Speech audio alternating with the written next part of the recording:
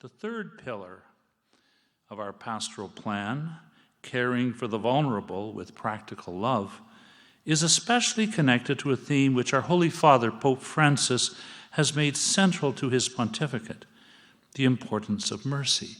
And of course, this year he has established as the year of mercy. His very motto as a pope makes this clear, and as a bishop. It is a quote from the Venerable Bede describing the call of the Apostle Matthew.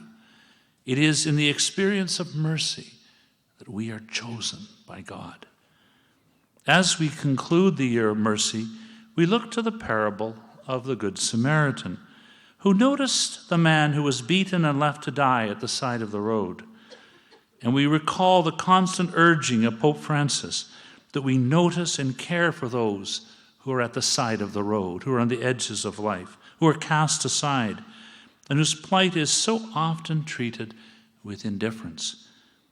The Holy Father has spoken of the globalization of indifference. We need to be like the Good Samaritan, who cared and took action to help the wounded man, and not to be like those who were indifferent to his sufferings and walked by on the other side. Last year at this dinner, I spoke of the tremendous work taking place across the Archdiocese of Toronto in the area of welcoming refugees to Canada. We were then in the midst of our Project Hope campaign to raise $3 million in 100 days to welcome 100 families to our community.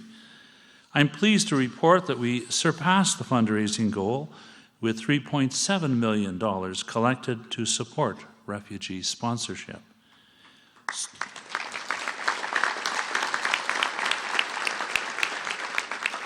So many of you present this evening, from parish volunteer groups to corporations, school boards, and individual donors, have been part of this magnificent effort.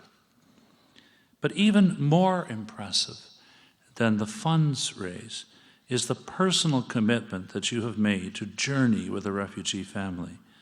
105 volunteer groups have stepped forward, not just to help for a few hours, but to commit to accompany a refugee family for a full year.